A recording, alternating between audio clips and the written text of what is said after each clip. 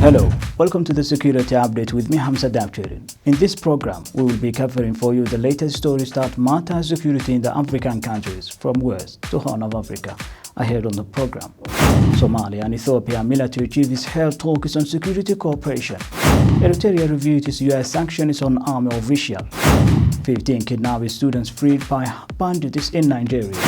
Somalia Prime Minister orders probe of killing 7 civilians by Amazon troops.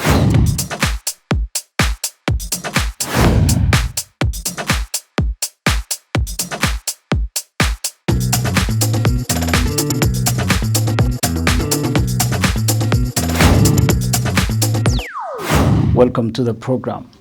The Somalia and Ethiopia military chiefs held talks in Ethiopia discussing the security cooperation of the two countries.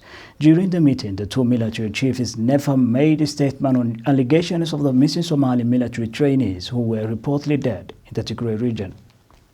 General Oduwa Yusuf Ragi, the Somali military chief, has held talks with his Ethiopian counterpart General Berhanu Jula in Addis Ababa. The meeting of these two officials is aiming to strengthen security cooperation between the two countries.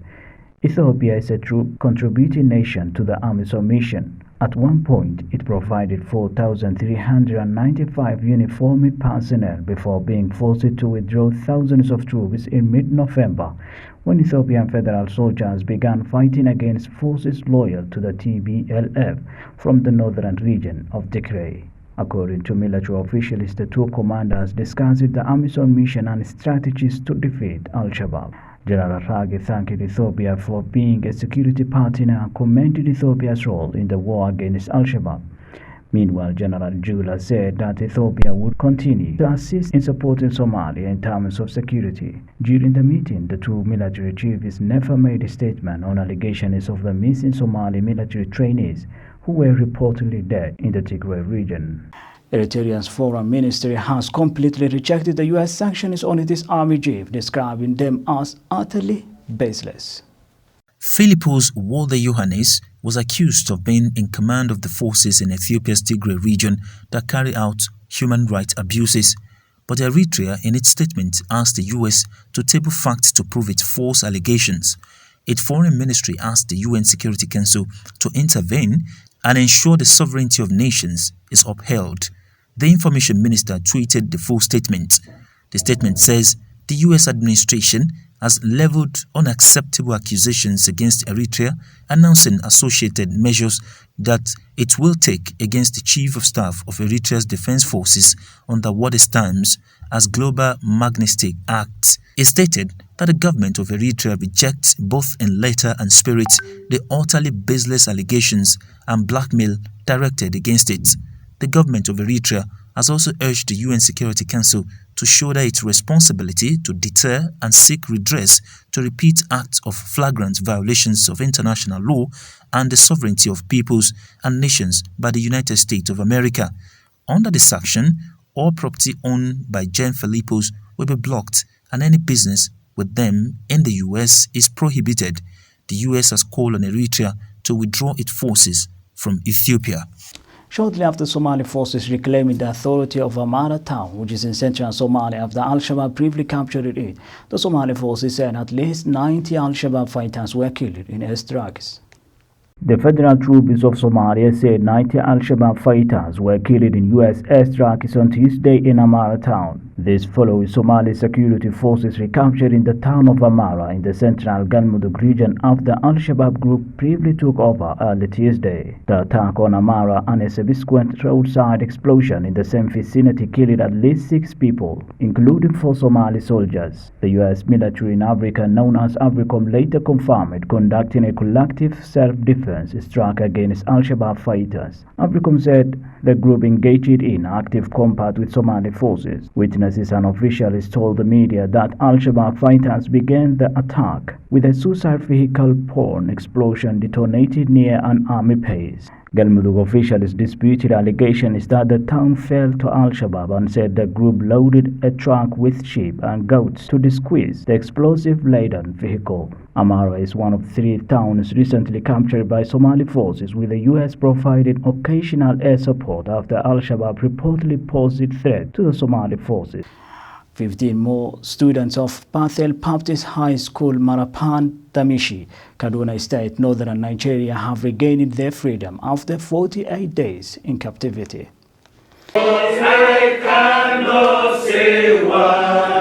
15 more students of Bethel Baptist High School, Kaduna, northern Nigeria, have regained their freedom after 48 days in captivity.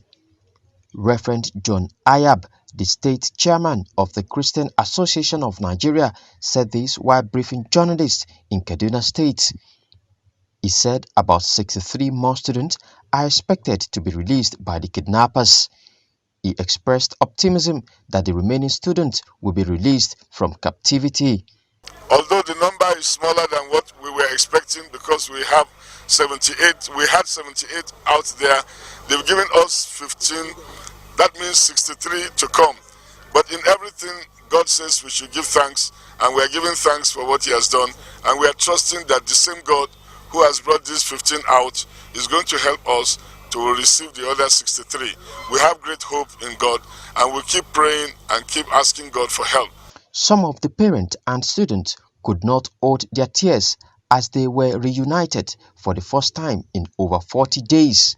President Kaduna Baptist Conference, Reverend Ishaya Jangado, did not disclose how much was paid as ransom to free the students. I don't have much to say about that, but one thing that we know, the bandit is asking us to give them something. And we want to thank God for well-wishers, relatives, and the Church of God, who actually have been supporting to see that our children are being released. The reunion of students with their parents was done outside the school premises in order to prevent emotional reactions from those whose children are yet to return. The school vowed to continue working round the clock in order to bring back other students from their kidnappers. Bandits had, in the early hours of 5th July, invaded Bethel Baptist High School and kidnapped an unspecified number of students. Schools, especially in the northwest and north-central parts of Nigeria, have become easy targets for bandits who invade the schools and kidnap students and staff alike in exchange for ransom. Kamil Sadiq, reporting for CBA TV, Nigeria.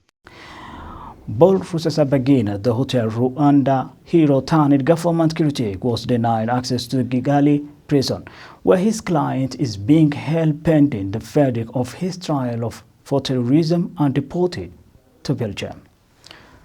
According to Rwandan authorities, Vincent Lorquet was deported and declared persona non grata for violating immigration laws. The Rwandan Bar Association raised a complaint because Lorquet was not accredited to practice in Rwanda. He claims he has not been able to see his client for the past year. Authorities said that Vincent came through a visitation visa and was not allowed to work in Rwanda with a said document. A Rwandan court will deliver next month its delayed verdict in the terrorism trial of Paul Rusesabagina, the judiciary announced it on Friday. Initially, a decision in the highly watched case against the 67-year-old Rusesabagina had been due on Friday, but it was delayed without any reason given. Prosecutors have sought a life sentence for Rusesabagina, the former hotelier credited with saving hundreds of lives during the 1994 genocide and whose bravery inspired the Hollywood film Hotel Rwanda. The Somali government has sentenced a former Al-Shabaab operative to 15 years after he was convicted of crimes against civilians. But we will be back after the short break.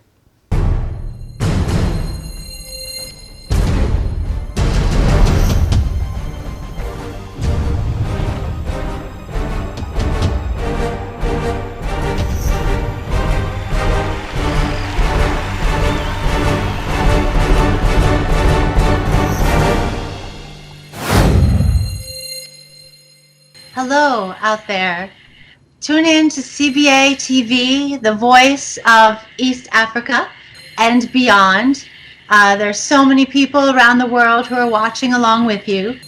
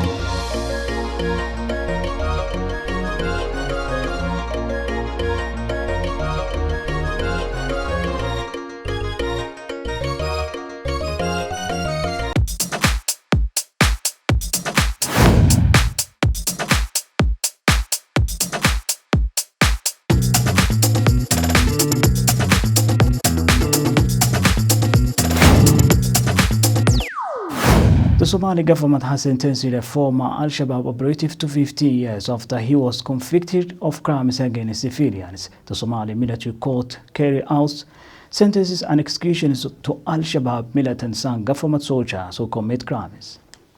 According to the court, the man was a money transfer agent for the organization, where he spent more than $400,000 on a company called Herio Trading Enterprise between 2019 and 2020.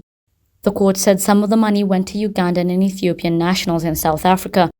The suspect was arrested by Somali intelligence group NISA in March of this year with $19,000 in cash. Now, before joining ISIS in 2016, the court said he had been a member of Al-Shabaab since 2008 and was wounded in the fighting between Al-Shabaab and the transitional government of President Sharif Sheikh Ahmed. The Prime Minister of Somalia has declared that his government will launch an investigation into the killing of 7 civilians in southern Somalia. This incident, which took place in this month, has been accused to AMISOM troops, which later denied.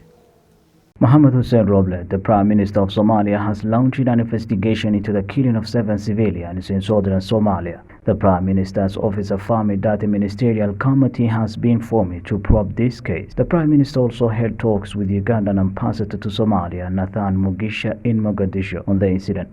Punitive action should be taken against those involved in the killing of civilians. This month, at least the death of 7 civilians have been blamed on AMISOM troops. Residents and families demanded from the federal government for a speedy investigation, though AMISOM has denied this allegation. AMISOM said they killed a terrorist fighter after the militants ambushed the Ugandan troops while on a routine patrol to secure the main supply routes between Beladamin and Golwayn forward operating bases in southern Somalia. The families of the victims have reportedly been holding demonstrations in the streets in Mogadishu for the last 3 days to protest the killing. The Somali Army Forces Court sentenced Abdirazak Muhammad Abdi Jim'ale of being a member of ISIS group. According to the court, the man was a money transfer agent for the organization. Former Al-Shabaab and ISIS operative has been sentenced to 15 years in jail after he was convicted of being in charge of finance for ISIS group in Somalia. According to the court statement, Abdirazak Muhammad Abdi was proved to have been a member of Al-Shabaab and ISIS since 2008. In March this year, the country forces Nabir Abdirazak carried $19,000 in Mogadishu.